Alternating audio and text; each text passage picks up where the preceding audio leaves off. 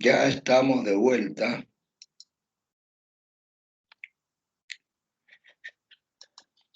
Bueno, ahora que estamos de vuelta vamos a ver otro principio que también es muy importante y se llama principio de Pascal.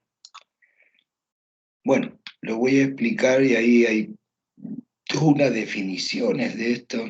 Dice: la presión aplicada a un fluido encerrado es transmitida, si la aplicamos a un fluido que está encerrado, es transmitida sin disminución alguna, no disminuye a todos los puntos del fluido y las paredes del recipiente, de manera de que si nosotros generamos mediante un émbolo una presión en este fluido que está conectado acá a este émbolo adentro con el mismo líquido, y aplicamos una fuerza, o sea, una fuerza sobre un líquido, ejercemos una presión sobre una cierta superficie, esa presión se va a transmitir en todas las direcciones. Y ustedes lo que están viendo, ¿no es cierto?, que si este es un objeto que está cerrado, la presión en las paredes va a ser la misma, la presión en cualquier punto va a ser la misma presión. Eso establece el principio de Pascal. De manera entonces eh, que esa presión es transmitida a todos los puntos del fluido y también a las paredes del recipiente. Bueno, este principio hasta el día de hoy es algo pero tremendamente importante. Vamos a ver el fundamento entonces de una prensa hidráulica. De manera que si nosotros aplicamos este principio, vamos a tener que, si tenemos un par de vasos comunicantes acá, ¿no es cierto? Tiene un émbolo y este también tiene otro émbolo. Si nosotros hacemos una fuerza sobre este émbolo pequeño, vamos a generar una presión en esta superficie. Como esa presión se transmite por el líquido en todas las direcciones y con igual intensidad, vamos a ver de que esa presión va a aparecer acá, sobre esta otra superficie que no es igual a esta, una superficie mayor, y la presión que se ejerce sobre ella, ¿no es cierto?, vamos a ver de que es igual a la presión que hay aquí. De manera que la presión P1 con la presión P2 son iguales. Pero esta presión que se ejerce acá sobre esta superficie es igual a fuerza partido por área. Así que va a aparecer una fuerza F2, ¿no es cierto?, actuando sobre un área 2. De manera entonces que si esto lo llevo al punto, vamos a ver esta pizarrita. La presión P1 es igual a la presión P2, son iguales por principio Pascal. Pero la presión P1 es la fuerza F1 sobre el área A1 y la presión en el émbolo 2 es otra fuerza porque es distinta área. Y esta es área 2. Entonces tenemos acá de que esta presión P1 es igual a la presión P2 y como el área 1 es distinta al área 2, la fuerza F1 y F2 no son iguales. De manera entonces que esta relación es bien importante para hacer ciertos cálculos. Y vemos que son directamente proporcionales, es decir, mientras más pequeña el área, menor es la fuerza, y mientras más grande el área, mayor es la fuerza. E incluso podríamos escribirla así: la fuerza 1 es a la fuerza 2, este lo paso por acá y este lo paso por allá, y esto me queda que a 1 y a 2 tienen esa relación. O sea, las fuerzas son directamente proporcionales a las áreas, o las áreas son directamente proporcionales a las fuerzas. Mientras mayor sea el área, mayor es la fuerza. Por eso podemos concluir en la en este principio de Pascal. Y obviamente, como todos los temas, podemos también hacer algunos cálculos al respecto. Aquí hay un ejemplo.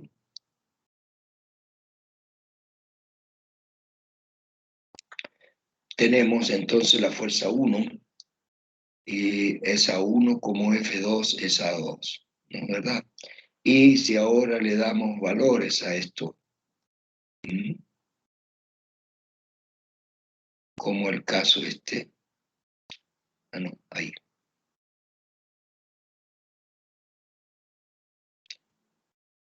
Dice, supongamos que se desea levantar un automóvil de masa 1200 kilogramos con una gata hidráulica, tal como se muestra en la figura. Es decir, aplicamos una fuerza acá, pero lo que tenemos que levantar es un cuerpo que tiene una masa de 1200 y la masa multiplicada por la gravedad nos da el peso. Así que la fuerza 2 es igual a la masa del automóvil por la gravedad. Dice el problema con un gato hidráulico, tal como muestra la figura, que muestra F1, se deberá aplicar en el bloque más pequeño. Esta fuerza es la que nosotros tenemos que aplicar. El más pequeña, el émbolo más pequeño tiene un área de 10 centímetros cuadrados y el émbolo más grande tiene 200 centímetros cuadrados. Así que podemos aplicar que F1 es A1 como F2 es A2. Pero F2 es el peso, que es M por G. De manera que el A1 que está acá pasa multiplicando y nosotros podemos obtener entonces, vamos a ver si no se me pasa por el otro. Claro, se me pasa por el otro. No alcanzan a aparecer esto. Ah, ya sé por qué. Vamos a ver esto en 75%. Ahí sí aparece, con un 75%. No sé si ven bien ahí, a ver. Bueno, reemplazamos el área 1 y el área 2, 200 centímetros cuadrados. La masa es 1200 kilogramos, la gravedad es 9,8 y nos dice que con solo aplicar 588 newton vamos a poder levantar una masa de 1200 kilogramos. Es decir, una fuerza pequeña nos permite multiplicar esa fuerza. Esto, la gracia de este principio de Pascal, ¿no es cierto?, que se aplica a la prensa hidráulica, es aplicable en realidad a todos los instrumentos que se usan actualmente. Por ejemplo, el gato hidráulico, una retroexcavadora que ustedes pueden apreciar acá que hay un émbolo, ¿no es cierto? Y la fuerza que se puede ejercer es tremendamente grande. Un sillón de dentista que también funciona hidráulicamente. Y aquí tenemos un experimento muy sencillo de laboratorio que consiste en dos jeringas que tienen émbolos de diámetros distintos. Entonces se puede hacer fuerza en uno pequeño y se obtiene una fuerza mayor en el otro. Entonces los líquidos tienen un efecto que es muy importante y se aplica hasta el día de hoy en los frenos de los automóviles, los frenos hidráulicos. Pueden parar un automóvil, pueden parar un camión, etc. En realidad la aplicación es tremenda.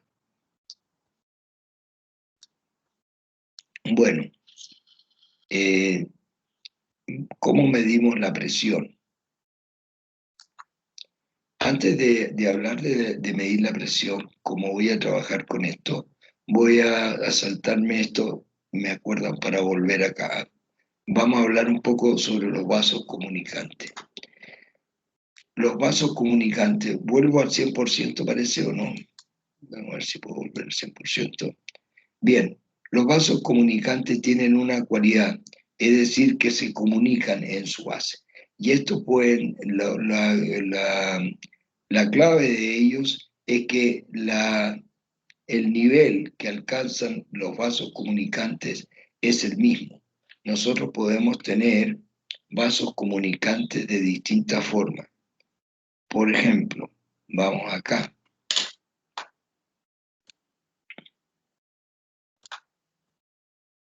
Podemos tener, por ejemplo, y yo voy a hacer acá una...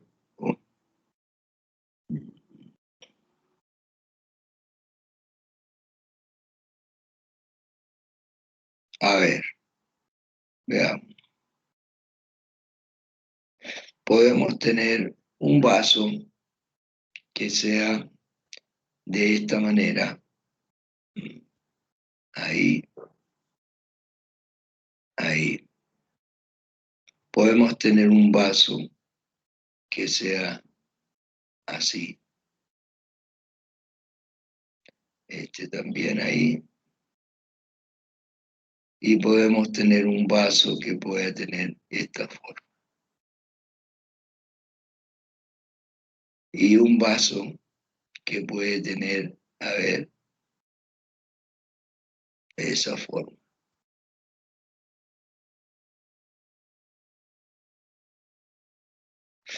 Si le echamos líquido a uno de ellos, el líquido va a escurrirse por toda esta superficie. Y la idea es de que el nivel del líquido va a ser el mismo en todos. Es decir, estos vasos, por el hecho de estar comunicados, van a alcanzar el mismo nivel. La altura respecto a la base es la misma que la altura respecto a la base, la altura respecto a la base. Es decir, el nivel que alcanzan estos vasos comunicantes es el mismo. Ese es el primer elemento sobre vasos comunicantes que vamos a tener en cuenta. Y enseguida, enseguida, eh,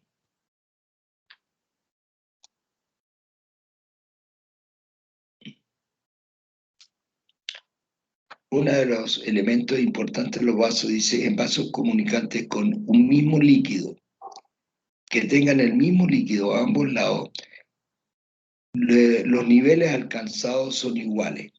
O sea, el nivel del vaso de acá, el vaso de acá, y si hubiese un tercer o cuarto vaso, el nivel sería el mismo. Entonces, ese es un aspecto. Y el otro aspecto que es el más importante de todo, que es el que, con el cual vamos a trabajar un rato más, es de que al mismo nivel las presiones son iguales. Cuando se trata de un mismo líquido, al mismo nivel las presiones son iguales. Por ejemplo, si la presión acá es 5 pascales, en este otro vaso, al mismo nivel, va a tener también 5 pascales. Y si hacen otra raya horizontal, un poco más arriba, la presión en este punto y en este otro punto también van a ser iguales. Cuidado, estoy hablando del mismo nivel. Profesor, y supóngase que aquí sean 5 pascales y la presión de acá arriba, de acá, va a ser 5 pascales. No, porque no estamos hablando del mismo nivel. Al mismo nivel significa acá que esto están equilibradas las presiones. Bueno, estos vasos comunicantes allí con un mismo líquido, lo usan, yo por lo menos lo he visto usar a los maestros cuando quieren en una superficie irregular. Vamos a ver acá.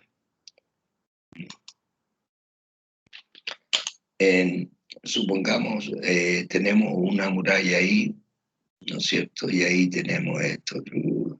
El piso está así y tenemos una muralla al otro lado. Y queremos, vamos a suponer que esta es tierra, un cerro y todo esto, y queremos hacer aquí en este punto A, hacer una línea o dibujar algo ahí. Y al mismo nivel, a ese mismo nivel, queremos en el punto B dibujar lo mismo. ¿Sabes qué es lo que hacen los maestros? Cuando quieren esto, lo que hacen es llenar una manguera con agua y en la parte de arriba la dejan ponen un trozo transparente y la rellenan con agua. Entonces, el agua va a alcanzar el nivel acá y al otro lado, en el otro extremo, tiene que estar llena completamente, va a alcanzar el mismo nivel. De esa manera, entonces, podemos nivelar este punto con ese otro punto, aunque esta forma sea extraña. ¿Mm? Bueno, yo lo he visto hacer cosas de esa naturaleza. Bueno, para eso entonces vamos a ver cómo funciona este principio de los vasos comunicantes. Ya, entonces esas dos cosas son importantes. Al mismo nivel las presiones son iguales y los niveles alcanzados también son iguales. Esos son los dos elementos que tenemos en los vasos comunicantes. Ahora, si en vasos comunicantes nosotros echamos líquidos distintos que no se mezclan, no visibles, y echamos líquidos diferentes en los vasos, entonces la situación aquí va a ser distinta. Ya aquí no puedo hablar de los niveles, ahí no son iguales, porque este tiene una densidad y este elemento tiene otra densidad. Pero, sin embargo, ustedes dirán, bueno, ¿y se puede hacer cálculos con ellos? ¿Se puede determinar, hay alguna ecuación? Claro que la hay. Resulta de que si yo echo mercurio en uno de los vasos comunicantes y luego en una de las ramas de él echo agua, el agua va a presionar al mercurio y lo va a hacer subir, porque no se mezclan, lo va a hacer subir una cierta cantidad. ¿Ah? El agua tiene mucho menor densidad que el mercurio, por lo tanto va a permanecer acá arriba. ¿Y qué es lo que ocurre entonces? Va a ocurrir que en el nivel, aquí viene lo más importante, en el nivel de separación del mercurio con el agua, en ese nivel que estoy mencionando acá hacia la derecha, en ese nivel la presión que ejerce el agua sobre el mercurio es igual a la presión que ejerce el mercurio sobre ese punto. En el nivel, profesor, ¿y eso se puede hacer acá arriba, por ejemplo, atravesar el agua y atravesar el mercurio? No, estoy hablando del nivel de separación. En el nivel de separación, las presiones son iguales. Esta es la presión que ejerce el mercurio y esta es la presión que ejerce el agua, pero en el nivel de separación. Bueno, entonces, si las presiones son iguales, quiere decir entonces que vamos a tener que recurrir a la fórmula de presión hidrostática. Y me regreso un segundito para acá. A ver, a ver, a ver. Ahí. Entonces, nosotros sabemos que la presión absoluta era la presión atmosférica más la presión manométrica, que era ρg por H, lo que vimos esta mañana. En consecuencia, sobre el agua, vamos a suponer que tenemos ahí, bueno, los dibujos no están muy buenos que digamos, me van a castigar ustedes por no haber hecho dibujo antes, pero la clase resulta más entretenida cuando eh, empezamos a deducir. Vamos a suponer que el agua quedó ahí, ahí está la columna de agua, y el mercurio subió un poquito ahí. Entonces, entre el agua y el mercurio vamos a tener la presión P1, que va a ser la presión atmosférica, más el ρ del agua, por la gravedad del agua, no, por la gravedad, y por la altura del agua. ¿Ya? Eso va a ocurrir acá, esa presión. Pero es igual a la presión acá a este otro lado. ¿Y quién ejerce la presión ahí? Le vamos a llamar P2, que es la presión atmosférica más la densidad más la densidad del mercurio, una m, por la gravedad y por la altura del mercurio. Pero profesor, usted dijo que en ese nivel las presiones eran iguales. En efecto, entonces igualemos esas dos ecuaciones. Igualemos esas dos ecuaciones. Y mire lo que va a resultar de esa igualdad. Va a resultar que P sub 0 más rho A G HA es igual a P sub 0 más rho del mercurio, la gravedad del mercurio y la altura del mercurio. Pero como P sub 0 es el mismo para ambos, la presión atmosférica aquí y la presión atmosférica acá es la misma, se puede pasar uno restando a los lados y se desaparece. Y a la final es que lo que nos queda, que me va a quedar esto igual a esto acá. Y si yo divido por G, entonces además, después de haber eliminado el P sub 0, sí, voy a tener que el rho del agua por la altura del agua es igual al rho del mercurio por la altura del mercurio. Y esta igualdad es muy importante porque cuando se multiplican dos variables son inversamente proporcionales, es decir, la densidad es inversamente proporcional a la altura. A mayor densidad, menor altura. A menor densidad, mayor altura. Y se podría escribir de esta manera, que el rho de la, si a alguien le gusta eso, no es necesario, es igual a HM, H sub M, partido por H sub A. Entonces tengo, este H sub A es minúscula. Entonces tenemos, rho A es a rho M, pero miren acá este otro lado. En vez de colocar HA partido por HM está al revés. Rho A partido por rho M es HM partido por rho A. Y esto nos indica que las densidades son inversamente proporcionales a las alturas de las columnas. Y con eso puedo relacionar entonces esos dos. En general, puedo decir que ρ1 es a ρ2 como H2 es a H1. Esto es para los vasos comunicantes que tienen dos líquidos que no se mezclan, ¿no es cierto? Y yo puedo relacionarlo cuando estoy considerando este nivel de separación. La presión en el nivel de separación son iguales. De manera entonces que ahí hay un ejercicio.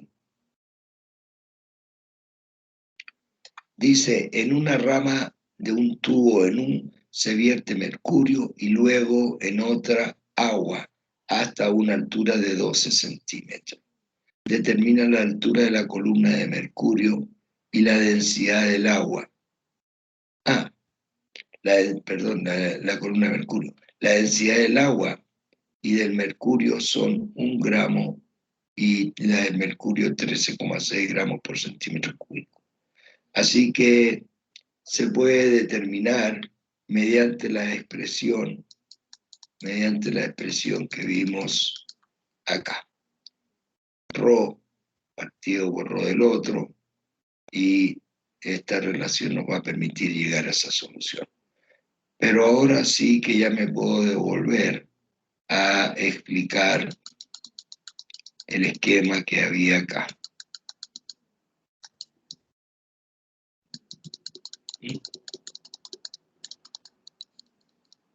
No está.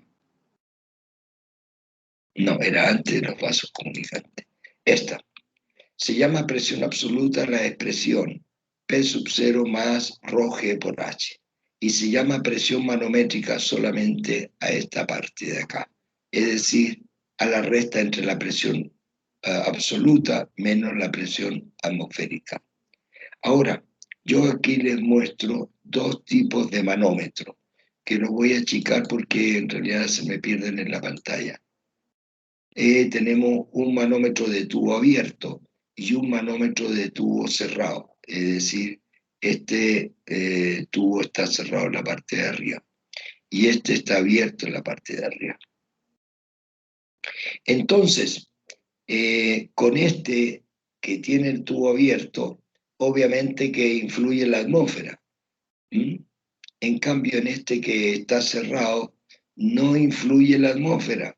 Por lo tanto, con este esquema, nosotros podemos determinar la presión manométrica solamente, o sea, podemos determinar eso, ρ G por H. En cambio, con este otro que está abierto, podemos determinar la presión absoluta. Por ejemplo, si acá echamos un líquido, no sé qué líquido, pero es un líquido, y acá hay un gas, y el gas se expande y genera presión a este punto. Entonces, la presión que hay en este sector de acá, que es el nivel de separación entre el gas y este líquido, en ese nivel de separación hay una presión que ejerce el gas sobre este. Y el líquido, a su vez, se encuentra sobre el nivel de separación con una altura h, de manera de que la presión que tiene el gas va a ser igual a la presión que tiene esta columna de líquido más la presión atmosférica. O sea, en otras palabras, en ese manómetro lo que vamos a tener va a ser que la presión del gas, que es igual a la presión que hay al otro lado va a haber la densidad del líquido, la gravedad y la altura del líquido, más la presión atmosférica, porque el tubo está abierto. Así que con esto la presión del gas se puede medir conociendo la altura, conociendo la altura, conociendo la altura del líquido y la densidad del líquido, estas dos cosas. Y obviamente la presión atmosférica está dada ya. Así que sabiendo la altura de la columna y sabiendo la densidad de este líquido, podemos saber la presión manométrica más la presión atmosférica, y como esa presión es igual a la presión que hay acá adentro, el gas ejerce una presión hacia abajo que es igual a esta otra presión. Y con eso puedo determinar la presión del gas.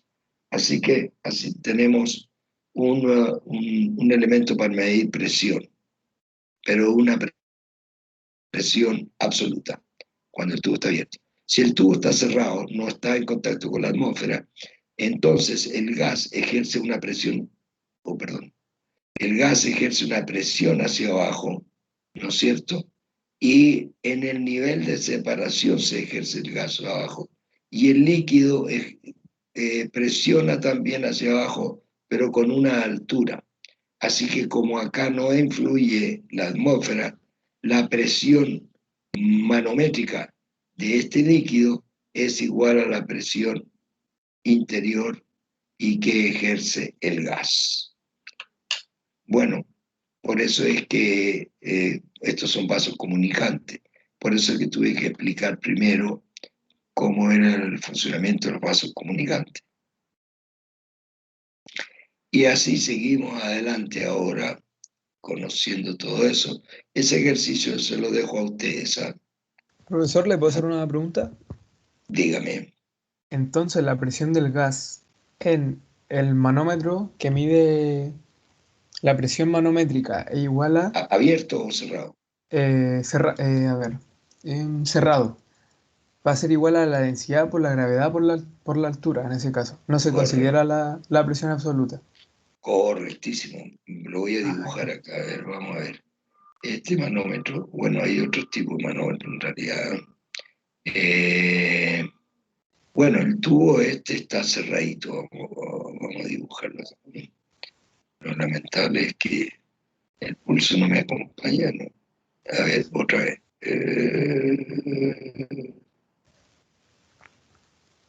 Ya lo voy a dibujar así, ¿no? ¿No? Cuando voy para arriba me voy peor todavía.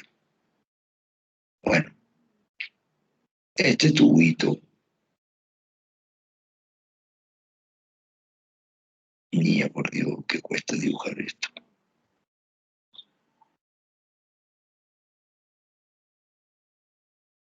Este tubo está cerrado.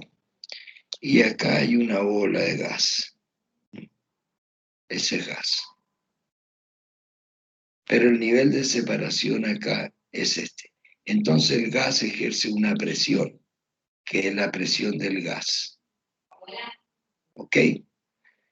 Al mismo nivel a donde está el gas separado del líquido, el líquido ejerce, esta columna de líquido ejerce una presión en ese punto. El líquido tiene una altura h, de manera de que la presión manométrica del líquido es igual a la presión del gas. ¿Eh? El gas al mismo nivel.